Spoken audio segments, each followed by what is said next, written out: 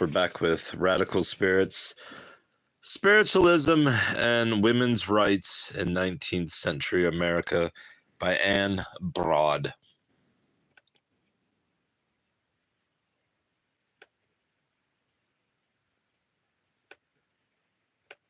Tell me, Mike.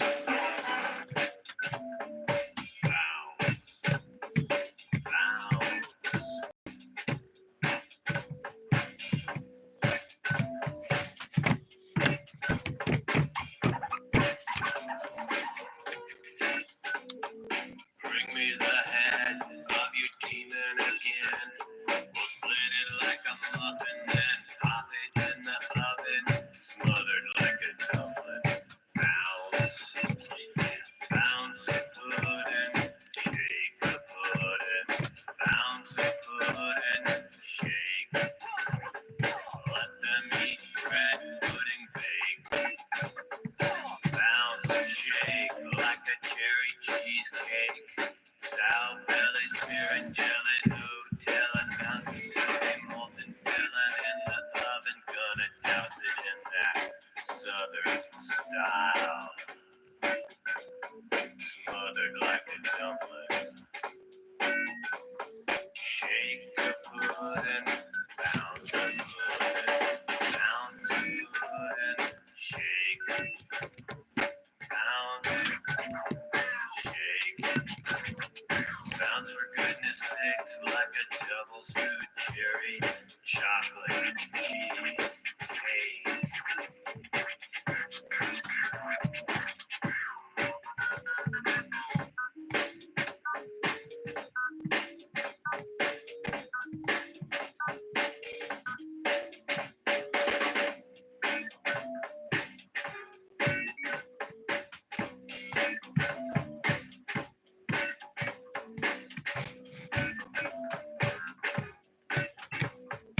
Bring me the head of your demon again. We'll keep it in the cupboard, then mix it in a custard. Coconut bites, velvet spice. We'll trade it in for something good and plenty. Shake, bounce, jumping and a slumping, rumbling and a stumbling, bouncing and announcing we're the top narcotic sound system. Let's shake and bake, bounce a pudding, shake a pudding, shake a pudding, bounce a pudding, shake, bounce, shake.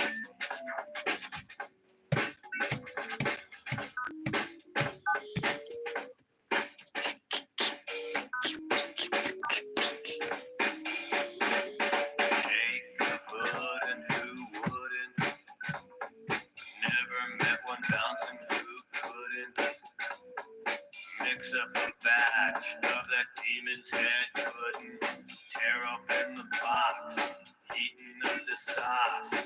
Directing all the sweet and lows to go get lost. Sponsoring our own shake a pudding bake off. Bounce a pudding, shake a pudding. Bounce a pudding, shake. Bounce for goodness sakes like an old mixed cake. Bounce, shake. Gonna have your cake and bounce too.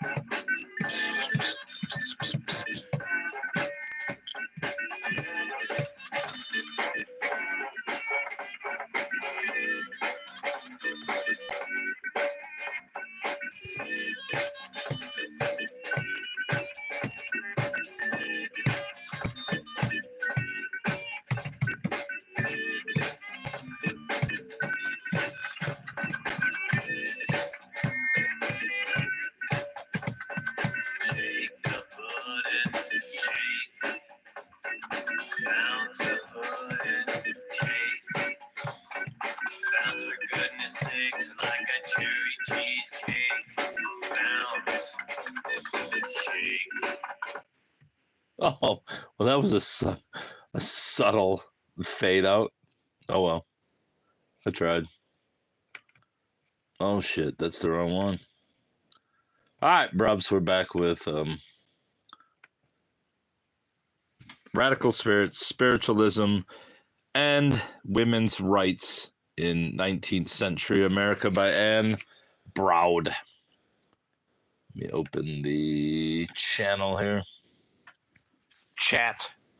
So I can get some of this exciting 12-year-old variety chat going here. We will pick up at page 45, Spiritualism and the Liberal Denominations from chapter 2. Is this it? This ain't it.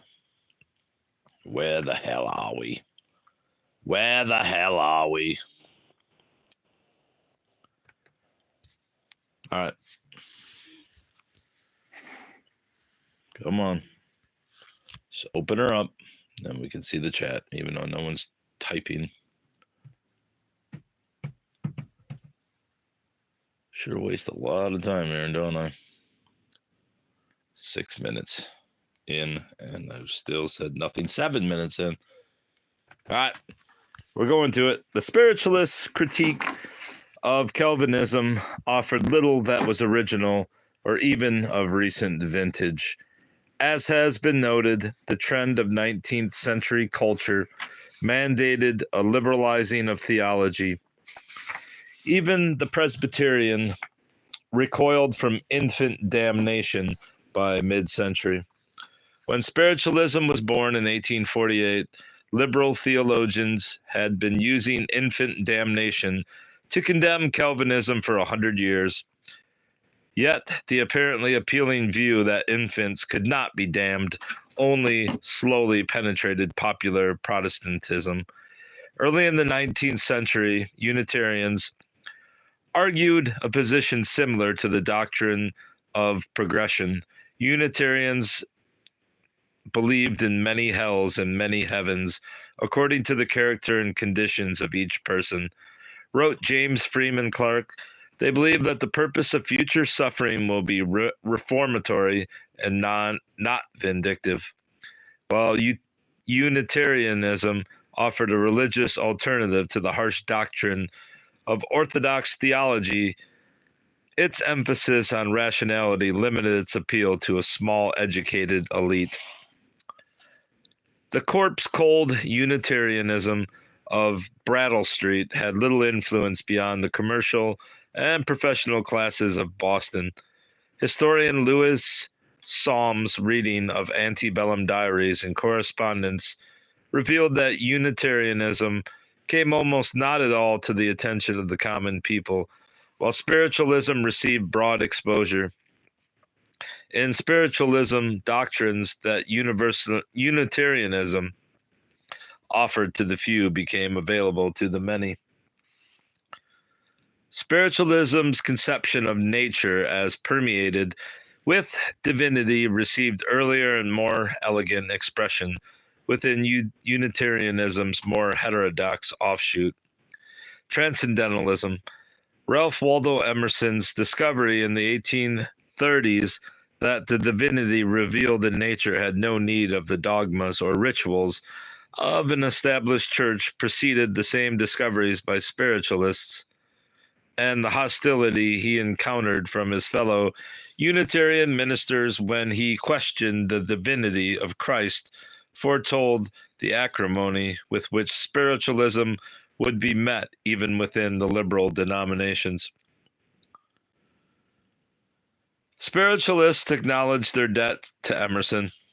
They enthusiastically attended his lectures and quoted him in their publications and on their platforms, but Emerson eschewed their praise and failed to return the compliment. Spiritualism drew harsh invective from both Emerson and Henry David Thoreau. The giants of transcendentalism found their neighbors in Concord thoroughly infected with the new religion by 1852. Thoreau reserved some of his ugliest language for the manifestations Emerson condemned the wrappings both in his private journal and on the Lyceum platform.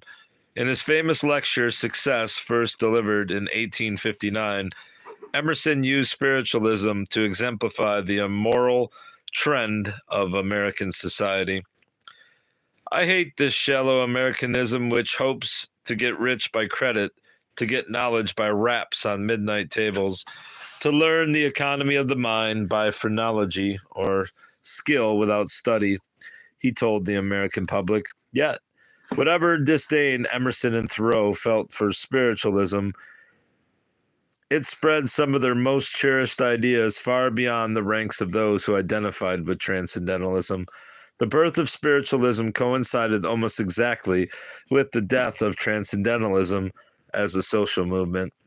Brook Farm closed its doors in 1847, and by 1850, the Transcendentalists had lost faith in the alternative social visions that they had hoped would reform the nation.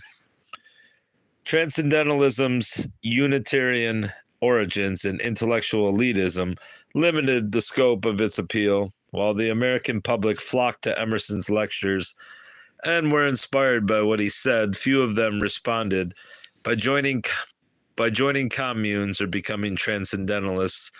Instead, they followed his lectures with visits to seances, where the power of Emerson's ideas helped fuel the movement he despised. Those same ideas found a broad and dedicated audience among spiritualists. The immanence of God, the destructive limitations of the Christian tradition as a path to truth, and the necessity of seeking truth instead in the natural world and within the self, all found popular acceptance among the mass of spiritualists. Spiritualist Cora Wilburn echoed the claims of her more sophisticated transcendentalist predecessors. Still, monstrous evils afflict the dwellers of the earth, and as the Bible fails to apply the remedy, must there not be a higher and a safer guide? She asked rhetorically in 1860. There is, she answered, in the human soul. Like the transcendentalists, she found great and noble truths in the scriptures of all nations, but rejected the possibility of an infallible and closed revelation because she found it incompatible with human progression. From a philosophical perspective, the basic similarities between the transcendentalist and the spiritualist outlook appear to outweigh the differences. Both movements base their metaphysics on the immanence of God in nature and in the human soul. Emerson's nature, like Andrew Jackson Davis's principles of nature, was originally assumed to be the work of a Swedenborgian.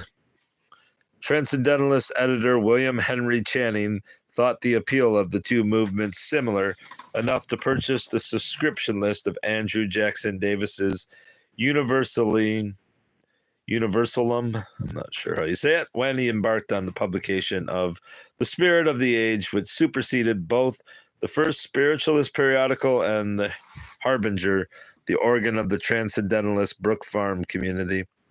While investigation preoccupied many Concord residents, only a few transcendentalists identified themselves as spiritualists, notably Elizabeth Peabody and Georgiana Bruce Kirby.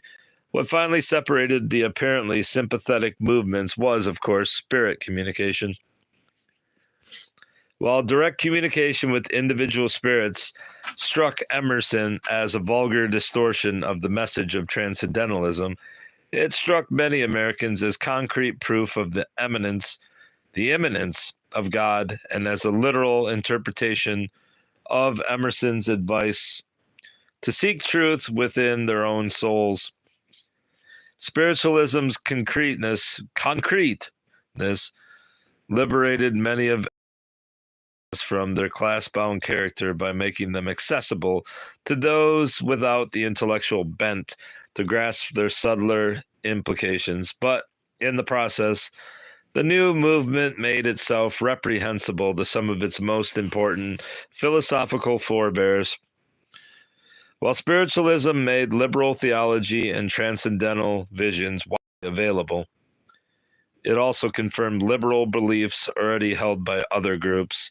The early 20th century historian of spiritualism, Frank Podmore, observed that spiritualism drew many followers from religious groups that held some liberal or attenuated Christian doctrine, such as Unitarians, Universalists, and Quakers, in contrast to evangelical denominations whose theology spiritualists attacked head-on. Investigators from liberal groups found in the manifestations evidence for what they already believed. Spirit communications provided Unitarians with confirmation for the rejection of eternal damnation. Universalists found in them confirmation of the doctrine of universal salvation, and Quakers saw them as a concrete illustration of the doctrine of the inner light. Like the spiritualists, all these groups at various times drew the ire of the Orthodox clergy. Podmore went on to claim that no religious body gave a larger contingent to the new faith than the Universalists.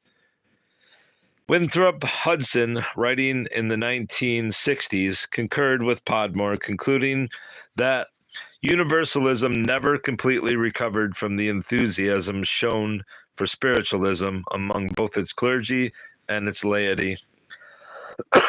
Universalism added to the Arminian view that all people can be saved, the claim that all will be saved, that doesn't make sense. Let's read it again. Added to the Arminian view that all people can be saved, the claim that all will be saved. Okay, they can be saved, the claim. All right. Universalism shared much of Unitarianism's liberal theology, but it drew its adherents from a less urban and less educated population. Bless me. Although never a large denomination, by 1850, Universalism had twice as many churches as Unitarianism and a wider geographic distribution. In the western states of Ohio, Indiana, and Illinois, Universalism established a presence in agricultural regions untouched by Unitarianism.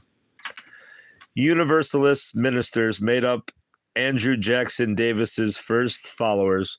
In 1852, the Universalist minister and reformer John Murray Spear recorded a series of messages delivered through him from his namesake, the founder of Universalism, John Murray. Universalist minister Brown reported in the 1870s that half of Universalist ministers are spiritualists and make no secret of it. One of her colleagues disagreed. Reverend N. Gunnison opined that spiritualism was dying out in 1869. Few of my acquaintances who were firm 15 years ago have any faith in it now. Yet even Gunnison's claim that the heterodox faith was on the decline confirms that spiritualism had indeed flourished among Universalist clergy, and that it continued to be a point of controversy. Universalist leader Reverend T. Starr King thought spiritualism important enough within Universalism to address it in an 1858 sermon entitled The Meaning and Methods of Communication with the Spiritual World. The Spiritualist Banner of Light applauded the sermon, but criticized its failure to openly condone spiritualism.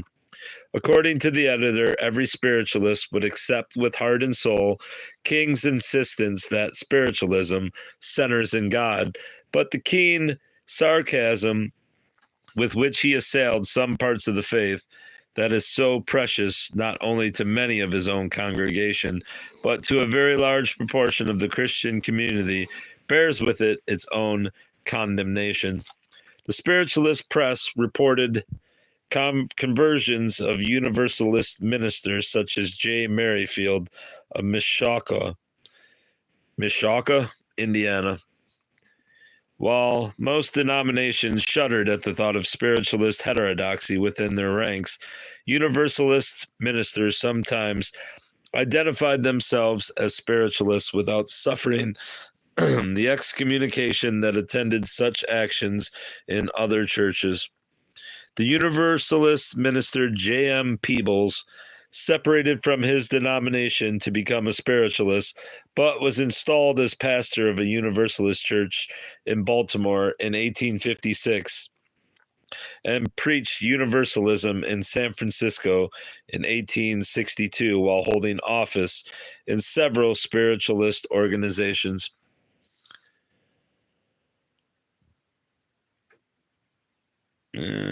Even as an ex-minister, Peebles enjoyed a respectability through association with the ministry that aided spiritualist efforts. Spiritualists in White Pigeon, Michigan, felt that clerical opposition diminished once Peebles endorsed their cause. LFW Andrews briefly interrupted his 40-year Universalist ministry to publish the Spiritualist periodical in the 1860s. Spiritualists often used Universalist facilities for funerals or conventions, possibly because all other denominations refused. In a few towns, spiritualists attempted to unite with Universalists to construct meeting houses, but these experiments rarely succeeded. Spiritualists who participated in such an effort in Manchester, Iowa, complained that they were rarely allowed to use the building. In a few cases, Universalist congregations abandoned their denomination to embrace spiritualism. An early Philadelphia area spiritualist circle formed from the remnant of a Universalist church closed in 1850. In 1863, a Universalist congregation in the same city accepted spiritualism and rededicated their meeting house as the First Spiritualist Church of Philadelphia. More frequently, spiritualism flourished within Universalist congregations without upsetting their denominational loyalty. After attending a Universalist funeral at which the minister was in a state of ecstatic faith concerning immortality, which he plainly said had been very much strengthened by the phenomena of modern spiritualism, Lydia Maria Child concluded that in all the sects, more or less of the preachers are inoculated with spiritualism. She noted that the Universalist minister in the next town had also been influenced by spiritualism. He quotes phenomena in his sermons as heralds of new dispensations. Most of the Universalists in Vermont had become spiritualists. Trance speaker Warren Chase reported during an 1859 visit to the state. Spiritualism won enough Universalist support in Vermont to spark controversy within the denomination. In 1856, the medium Asha Sprague debated spiritualism against the Universalist clergyman before a crowd of 100 people. In 1871, the Universalist Vermont State Convention considered a resolution prohibiting the use of Universalist churches for the dissemination of spiritualist teachings, which failed to acknowledge the unique primacy of the scriptures as an indispensable element in historic universalism. No other denomination would have felt compelled to specify the particular type of spiritualist teaching that it prohibited, as most churches would spiritualist teaching that it prohibited would brook no spiritualism of any kind within their walls. Even this mild prohibition, however, failed, and the convention ultimately left it to each church to decide about spiritualist teachings independently. Only a strong spiritualist presence within the denomination could have resulted in such an action. Spiritualism also appeared within Unitarianism, although less frequently. The Harvard-trained Unitarian minister Herman Snow transferred his allegiance from William Ellery Channing to the spirits during a winter spent at the spiritualist leaning Hopedale community, and published a volume on spirit intercourse. He subsequently resumed his ministry, called by a Unitarian congregation fully aware of his orthodox views. Theodore Parker's Unitarian congregation in Boston included a practicing medium among its choristers. Although spiritualism shared important doctrines with liberal Christian denominations, to hold these views in conjunction with belief in spirit communication was very different from holding them without it. Spiritualists viewed liberal theology as a necessary but insufficient basis for religious faith. Even those introduced to spiritualism by the philosophical writing of Andrew Jackson Davis looked for manifestations to confirm what they read. Seances provided two features that no amount of philosophy could offer: an opportunity to seek communication with spirits of one had known while alive, and an empirical demonstration of the doctrines Davis taught. If you have communication with those who have cast off the natural body, will you not inquire if the same be not possible to us at Santa Cruz? Transcendentalist Georgiana Bruce wrote from California to Charlotte Fowler Wells in New York. Bruce hastened to add, "Our interest grows out of no idle curiosity, for both Mrs. Eliza Farnham and myself are firm believers and do not stand in need of evidence, but we want religious teaching and advice. However philosophical some spiritualists might wax, manifestations form the foundation of the new faith."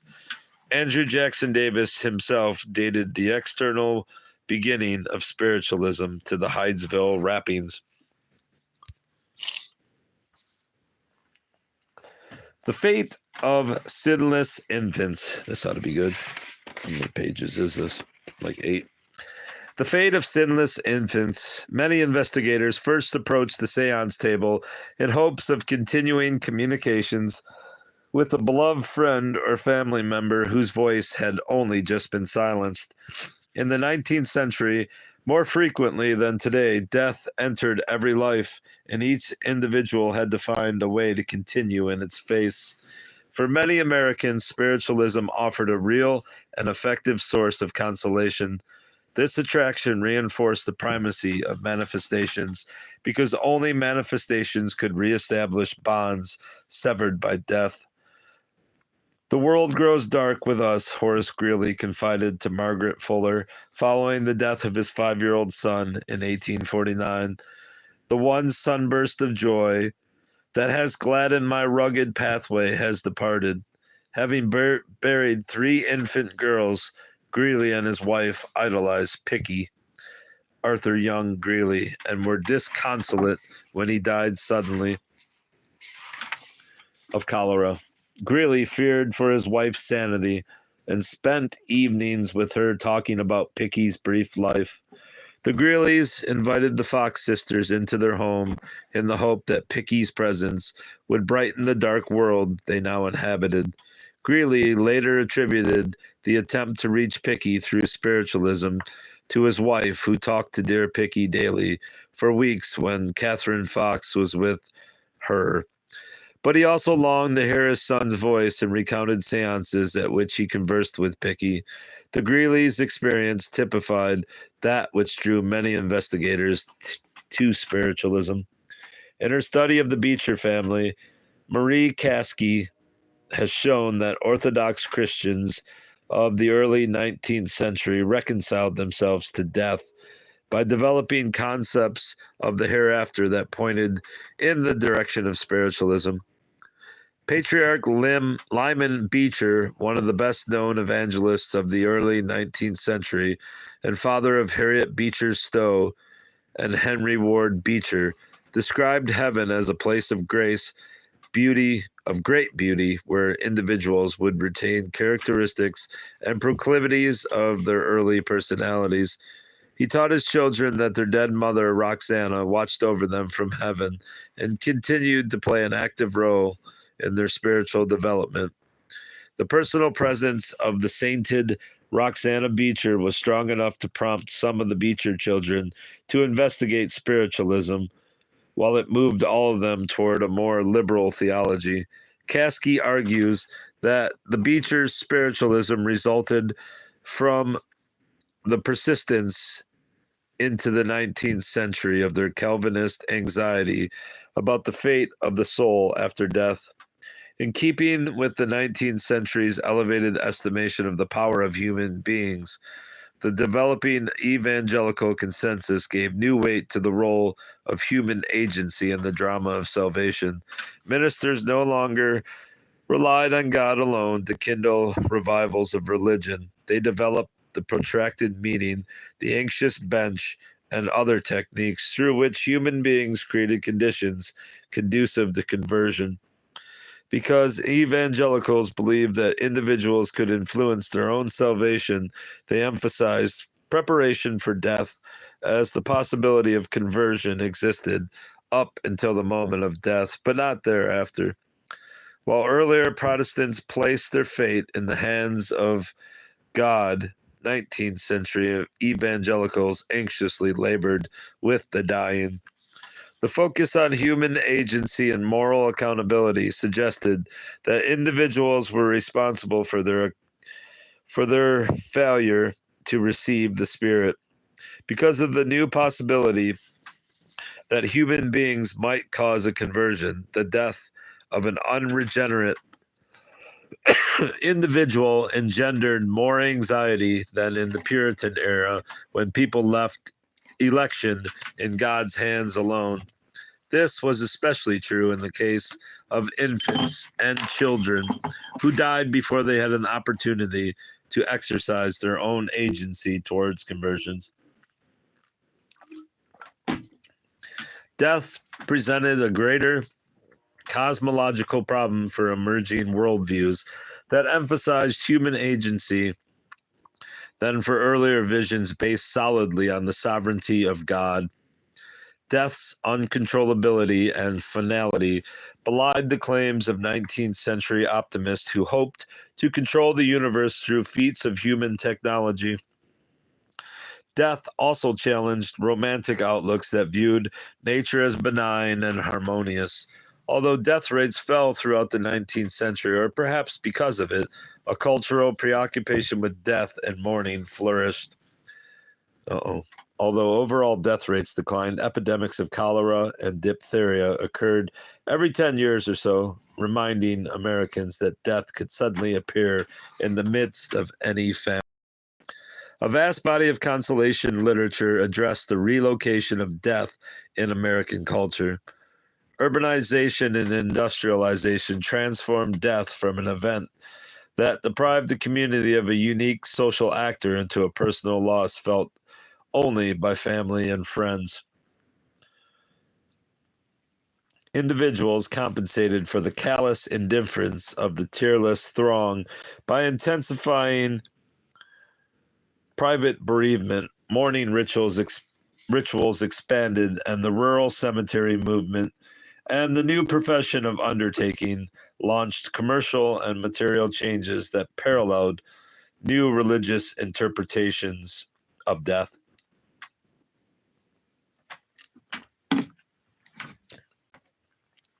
By seeking and sometimes finding intimate contact with the dead, spiritualists found evidence for the rejection of death as a final separation. Believe not that what is called death is a final termination to human existence, nor that the change is so entire as to alter or destroy the constitutional peculiarities of the individual, wrote Andrew Jackson Davis. But believe righteously that death causes as much alteration in the condition of the individual as the bursting of a rosebud causes in the condition and situation of the flower.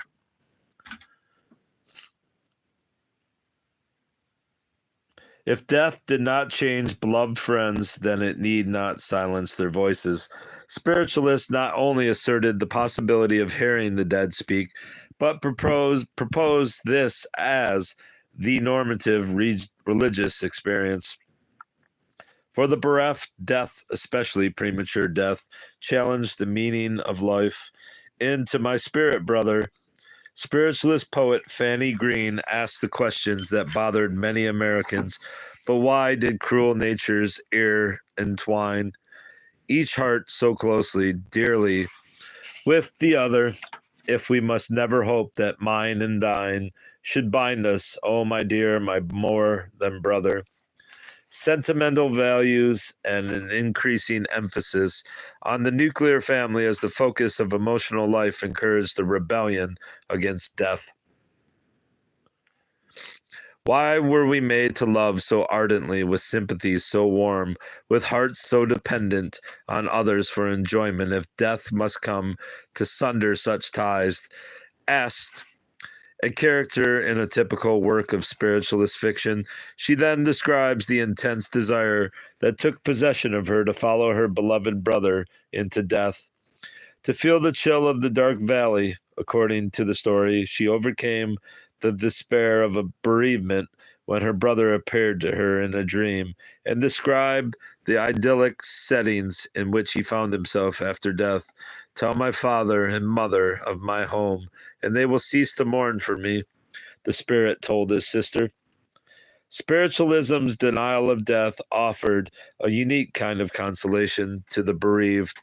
Messages frequently focused on the spirit's happiness after death and continued concern for surviving family members. Dear mother, all is well, a daughter spared assured her parents in a typical message. Spirits claimed that their estate after death was a pleasant one and did not merit mourning. Do not weep. It grieves me to hear you weep, the spirits told her mother. While others hoped and prayed over the fate of their loved ones after death, spiritualists could rest assured by concrete statements from beyond the grave. With the separation of a public man's sphere of the world and the market from a private woman's sphere of home and family, Americans imagined heaven as an extension of woman's sphere. No commercial or industrial establishments line the streets of heaven. In fact, American visions of heaven often omitted the street altogether. That'd be great. No fucking roads. The street altogether as an urban intrusion unnecessary to the pastoral images generated by nostalgia for an agrarian world. As the home became a haven from the heartless world, heaven began to share many of its attributes. God called people not to the marketplace or the shop, but to the home. Death, said Henry Ward Beecher, is only God's call. Come home. The rural cemetery provided the permanent resting place that ignored the existence of the marketplace. Instead, its tree-lined lanes and neatly fenced family plots replicated the suburbs that increasingly insulated the middle-class Christian home against the moral dangers of the world. As liberal Protestantism and sentimental fiction brought heaven closer and closer to earth, it is not surprising that some people found the distance short enough to bridge.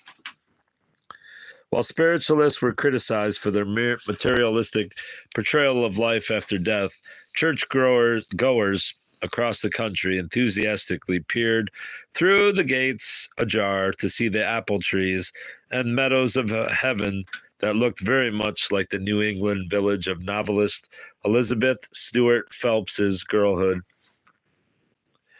Spiritualists embraced the rural cemetery movement, in which the rejection of death was expressed as the transformation of the burial ground from a reminder of the inevitability of death and decay into a site designed for the contemplation of happy memories and heavenly reunions.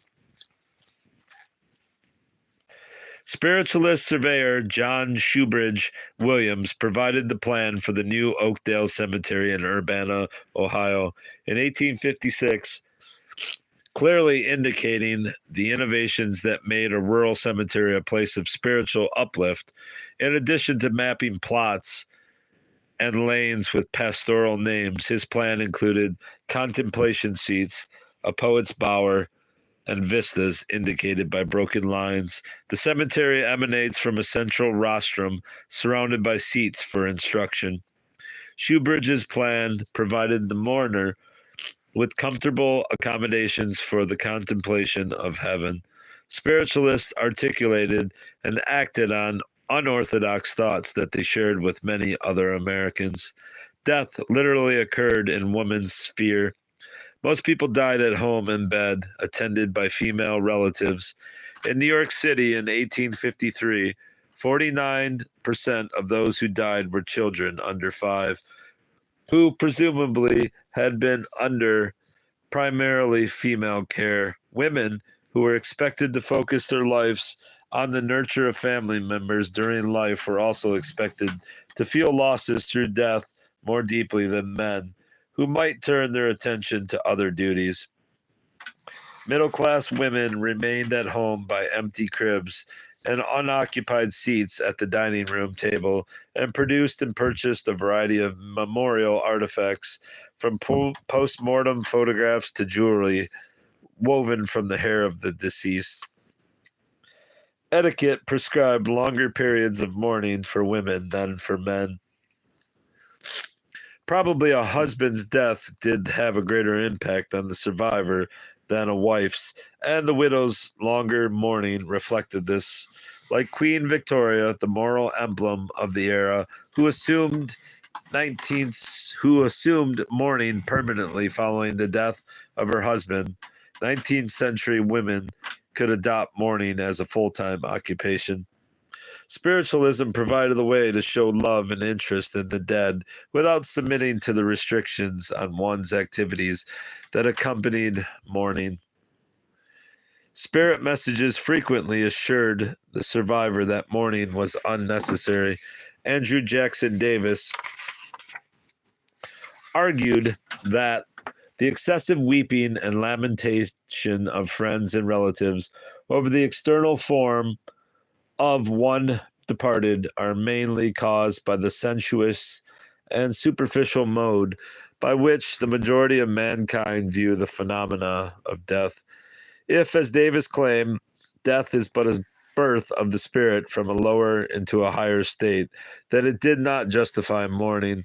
If death did not cause separation and there were no reason to fear for the fate of the individual after death, then the bereaved might dispense with dwelling on death and commence efforts toward uplifting the world of the living.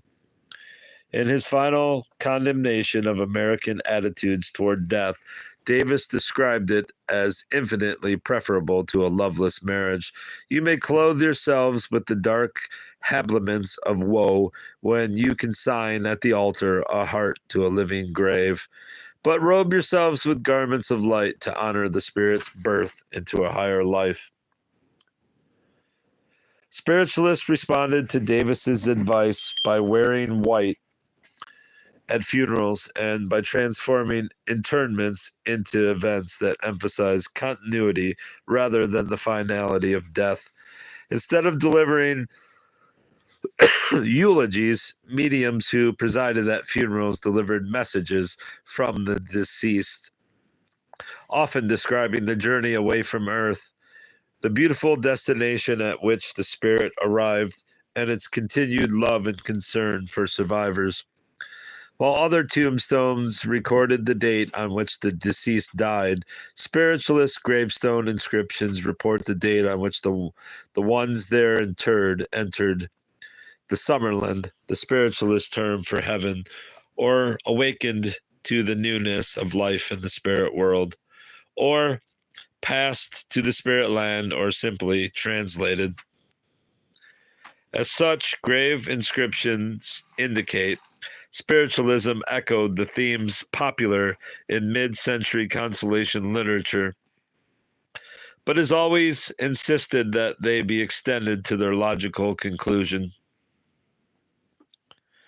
Few Americans would have objected to the response non-spiritualist author Sarah Payson Willis, Fanny Fern, gave to a broken-hearted mother who asked for a word to comfort me for the death of my baby. Willis replied in words that any spiritualist might utter. But one thing I know, she wrote, that in the other world your baby and mine will know us, their mothers, else God were not God. Spiritualists viewed as hypocritical conventions that justified such statements as Willis's, encouraging the gentle language of consolation, but refusing to accept its implied message of continuing contact with the dead. They complained that Orthodox ministers did not really believe the words of comfort they spoke at funerals. Leader William Hayden noted that Orthodox clergy often sounded like spiritualists when consoling the bereaved, assuring them that the deceased are not gone, but often with you, watching over you and loving you far more than ever before, coming to you in the still hours of the night with sweet words of comfort and hope. But, Hayden complained, the very moment you say to them that you have realized the sublime truth of their teachings, that you have communicated with the dear ones whose bright dwellings are on the glorious hills of heaven, they look at you to see if you are not mad and assure you that it is all wicked delusion, the work of the devil. When his own child died, Hayden called on Louisa Bridge to act as a medium for the funeral sermon. Spiritualists found a pragmatic demonstration of the superiority of their philosophy in the effectiveness of the coping strategies it provided for the bereaved. Andrew Jackson Davis attributed conventional mourning practices to the false teaching that death caused the annihilation of the individual personality. Could you but turn your gaze from the lifeless body, which no longer answers to your look of love, and could your spiritual eyes be opened, you would behold, standing in your midst, a form the same, but more beautiful and living, he told his readers. There is a great cause, Davis concluded, to rejoice at the birth of the Spirit from this world into the inner sphere of life. These were the words Mary Robbins Post found so comforting when she buried her beloved daughter. That's some heavy shit there, bubs. All right, that's going to be all. Chapter 3 awaits. Goodbye, bros. Goodbye.